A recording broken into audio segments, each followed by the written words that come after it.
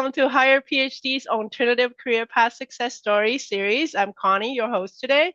Today we have Tiffany One. Tiffany, welcome. So why don't we jump in and tell us about yourself, Tiffany? Yeah, sounds good.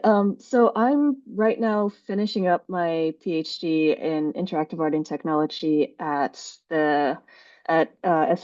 I actually defend next week, Wednesday, so that's going to be a bit exciting and nerve-wracking. But my background is actually in computer science, especially in data visualization and human-computer interaction. So that's what I did during my undergrad and my master's, and then I pivoted a bit more towards design. And outside of academia, I also have a paddleboard company that I started as well, and a bunch of other crazy things happening. Yeah, that's very exciting. Tiffany, when I met you in one of the Higher PhD event, I was like, oh my God, I have to talk to you. I have to show you to our audience. The story is amazing. Like tell us more about this paddleboard business. How did that happen? Yeah, so it was a couple things actually. So I went to a friend's place when I moved to Vancouver, and he had a paddleboard on his balcony.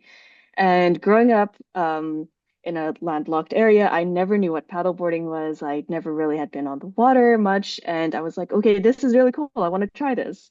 And then COVID happened as well around the start of my PhD. And I saw that there were a lot of people that were paddleboarding because I live relatively close to the beach. And I thought this was really fun. I want to try this, definitely for sure. But then when I would go to these rental places in Vancouver, I felt like the process could be a lot more streamlined because, for example, it would take me like 20 minutes to from renting to actually get out onto the water. Like there would be one person who would be like a teenager working there for the summer who would hand me a paddle and then he would pass me off to another person and say, wait here. And there would be then someone else who gives you like a life jacket and then someone else who gives you like a form that you have to sign and this and this and this. And, the life jacket that you would wear is like ratty and kind of old and has their number on the back. And so then you go out onto the water and you're like, okay, I have like 1 hour. I have to make sure that I'm back within this 1 hour. I can only be within this one zone. So it felt like it was pretty constricting.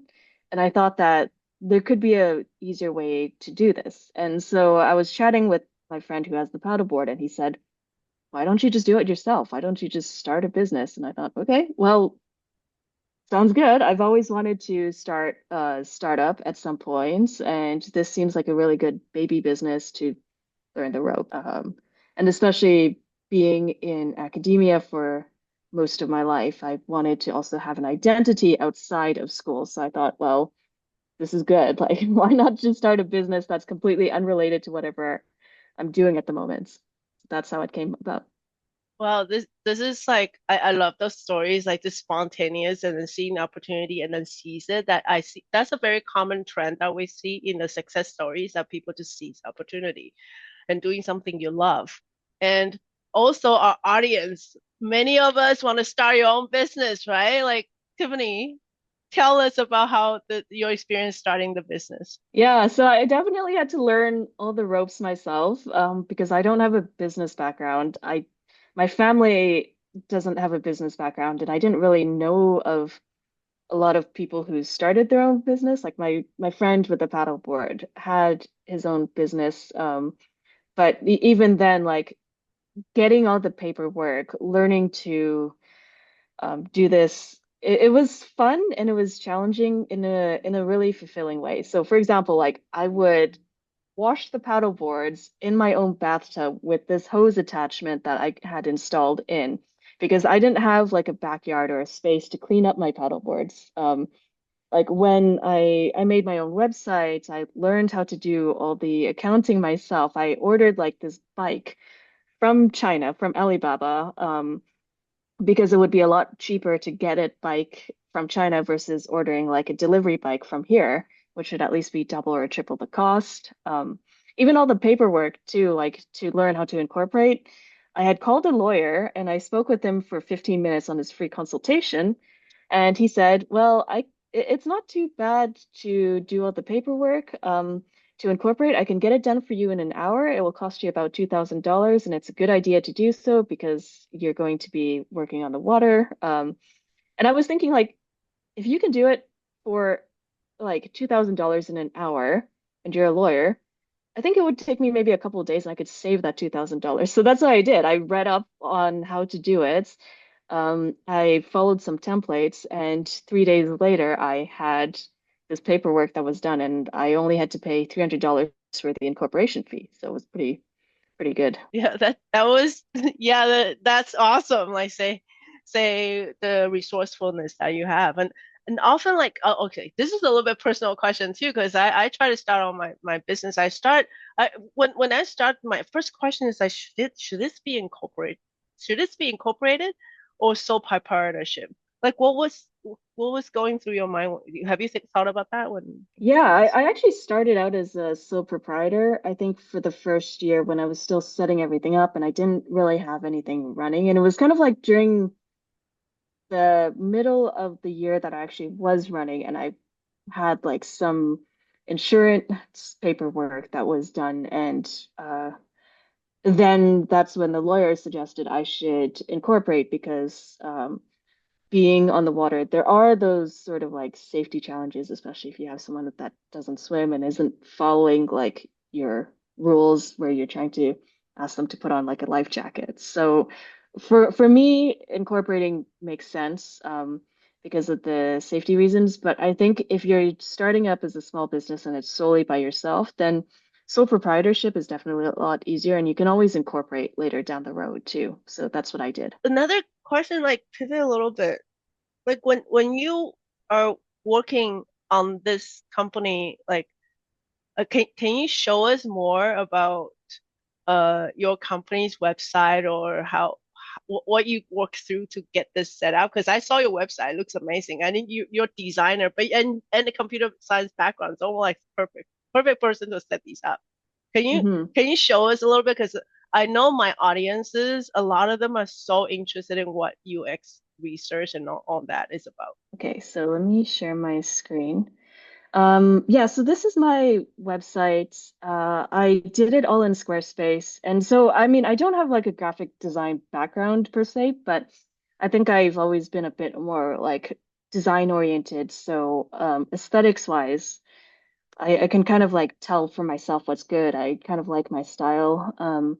But designing this website, one, because I didn't have money to pay a designer, and two, I was like, I know what I want. I know that I can kind of tweak it, and I know that I can kind of like do it better when it's my own website.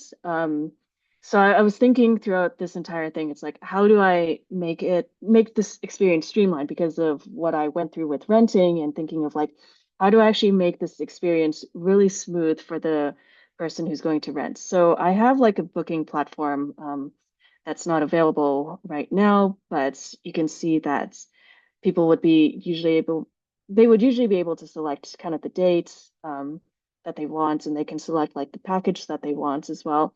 And I try and give them all the information on the website. Um, and what I really like, for example, when I click on this button, I've done little touches like adding in little bits of JavaScript so that I can just make this button stand out to actually rent the paddleboard if they want to see more information on it as well. And what I am pretty proud of is actually creating these setup and packing instructions so that when the person rents and they get their booking email, they get these instructions as well that they can access easily. And so I design them to be like an airplane safety card. So, for example, when you're on an airplane, you see these little graphics that show you what to do in case of an emergency. And so that's kind of the same mentality I brought here. It's like it should be simple for the person to understand, especially if they've never paddleboarded before and if they've never set up a paddleboard. How do you actually do it? And then how might you actually pack the kit as well afterwards? So, for example, same things apply. This gives you easy instructions on how to pack everything without having to call me. Of course, they can call me as well, but the nice thing is if they know how to do it, they feel empowered, then they have a good experience and they want to rent from you again next summer, or they tell their friends, hey, I've had a really good experience with this person. I've been able to go wherever I want with this kit that's really compact and everything was included. I felt like I knew what I was doing and I felt really confident on the water. That's sort of the experience that I want to give and really sell to the clients. But that sounds very exciting. Now I want to try it too. So another question I want to ask is, well, how you're doing all this like doing your PhD degree, right? Mhm. Yeah, so how do you find it beneficial? Maybe like how do you find that experience doing a company on the side and doing your PhD at the same time? Like what did your professor say? I don't know if you're open to talk about that. Yeah, Yeah. yeah. I think my prof at this point is pretty used to me doing crazy random stuff because I mean this is kind of the first. So I think I just made like this splash screen website and it was during one of our lab meetings when I was like, guys, I have something to show you and I presented this. And they're all like, oh wow, this is cool. This is kind of crazy. The nice thing for the nature of my business is that because it's seasonal, I can kind of focus on this during the summer, and then throughout the rest of the year, I'm like working on my PhD or doing research.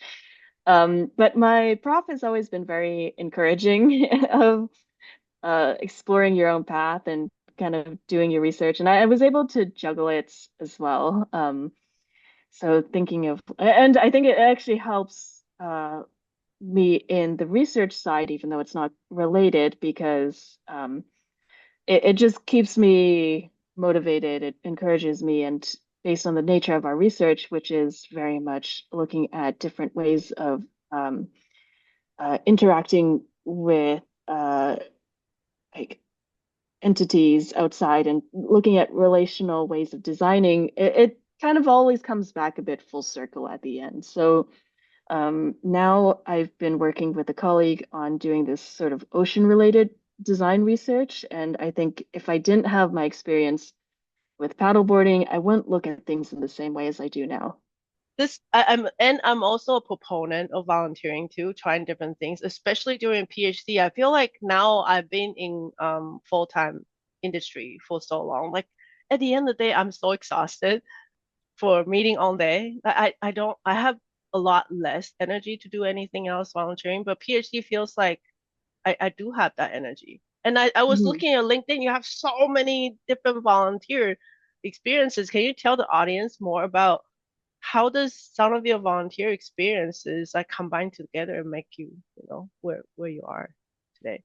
Yeah, I need to remember what my volunteering experiences. They were mostly academic in nature. I think growing up, I had done, some stuff with like the Royal Canadian Air Cadet Squadron, but most of it has been academic oriented. I think as your audience would understand, that you're doing like paper reviews, you're reading things for conferences, you're doing maybe like a little bit of science outreach, but I think then ultimately it it doesn't really help with my business, but it made me into a much better writer for sure. Hmm. And it made me into a much better reviewer for sure. And I think then there is that sort of like empathy aspect when you're reviewing for a conference and you're writing up that review. You can still be nice about it, you could still be critical, but also give something very constructive. And I think that's a bit that you can always take with you everywhere. What is that air cadet volunteering experience? What is that about? Oh, yeah. So that was when I was growing up. It was a program that is still around. It's with I think, the Department of Defense. It's if you've ever done like a brownies or guides or Girl Scouts sort of experience, this is somewhat similar but slightly different because it's for I think youth 12 to 19, and it's a great program because you can get a lot of experience.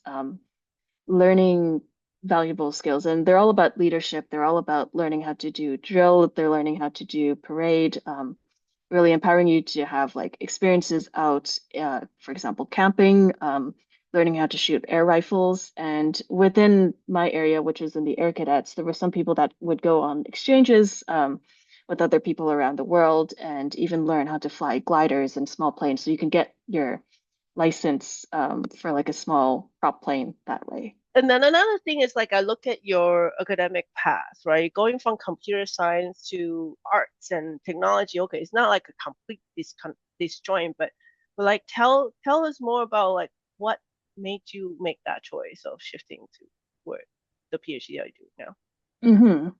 Hmm. So when I was growing up, I actually wanted to be an artist, and as Asian parents do, my parents very lovingly said, "We love you, but we don't want to see you die poor." So I decided to go into computer science, but I was always interested in arts, and so in my undergrad, I was exploring different areas like game design and I think computer graphics. And then I found that I really enjoyed human computer interaction, and especially data visualization, which is what I focused on during my undergrad and my master's. And one of my master's thesis was actually on creating ways for people to make data visualizations more easily. So I actually took potatoes. I ran this workshop and I had people make potato stamps because that's what you can do in elementary school. And it's really simple for kids to learn how to do it. And I was teaching them, okay, how might you understand your own data by using this really simple method of making these stamps and creating your own data visualizations that way. So after my master's was complete, I wanted to pivot a bit more into something that was design oriented, but still tied into this uh, human computer interaction and especially like technology focus. So it wasn't too much of a hard pivot. I just had to learn a bit more about design theory, and it took me a while to understand that, especially going into a different university and a different lab. But it was a very welcome change, and I think that it was for me a bit of a natural progression that way. In your mind, like what is your next step? Like now I know your defense is next Wednesday. Congratulations. And by the time Yeah. that folks watching this video, we can call you Dr. Tiffany. So like what's the next? Yeah, I'm actually going to do another crazy pivot. And I've been interested in law enforcement recently. So my next step, if I get hired, is to try and apply with the Vancouver Police Department. And the crazy story behind that is somewhat tied to the paddleboard story because I'm a really big fan of doing water sports. Like besides the paddleboard business, I'm a diver, so I free dive, I scuba dive, and I also have a boat, a sailboat. And last month, what happened was that my dinghy got stolen, and eventually it was recovered a few days to like a week later. And we ended up helping solve the crime. So we basically solved our own crime, and the police just came by and helped recover our stolen stuff. But I thought, well, I actually feel like I could have a really good skill set as a police detective. And so then I got interested in this law enforcement direction, and I've been kind of researching it and talking with like the officer who was helping with my case and just finding out like how can I do this because it seems like it's such a weird career path, but I think it could be something that could be really fulfilling. And again, going back to this whole things going full circle, I think that my research skills could definitely be useful. So we'll see. If that doesn't work out, then there's definitely a lot of other industry options I'd like to explore. Maybe eventually have some of my own startups as well, and let's see what happens. That's why when we were talking about the your volunteer experience in Royal Cadet, I'm like, I see where that come from. That police department thing. Yeah, it's a little bit. I think everything that you experience in life shapes you to where you are today and then what you pay attention to. Like it's funny. Like I was an artist before I come to Canada, and then I pivot into science a little bit opposite as you. But now, like I design this. Hopefully, it's not looking so bad. Yeah. So we we really okay. So now, do you have any advice for people who are doing their PhD, maybe early PhD now, and what would you say? Now you're at the tail end of it. You have some vision of where you're gonna go. What would you Yeah. say to them? I would say two things. So on the academic side, the advice I always like to give people is know your why. And that doesn't necessarily mean your research questions or your research topic, but it's knowing your why and why you want to do a PhD. Because knowing your why is going to get you through the hard parts. Like, and there's a lot of low parts, as you and I know, throughout a PhD. There's definitely a lot of challenges, and it can be very isolating. But knowing your why will help you keep that in mind as you keep going.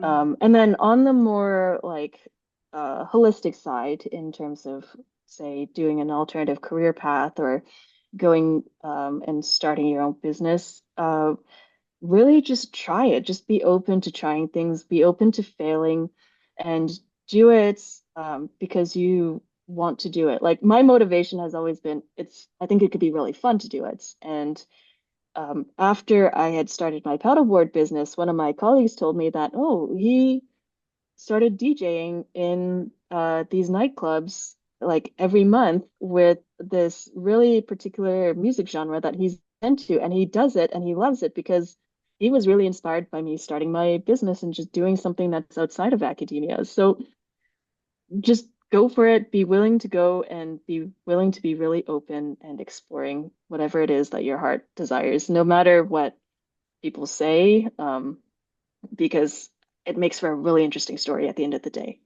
Yeah, yeah, thank you. This is a very inspiring, Tiffany, and I hope to see you again after you get into your next interesting career and hope to call you Dr. Tiffany very soon. Thank you so much, Connie. Thank you for having me here.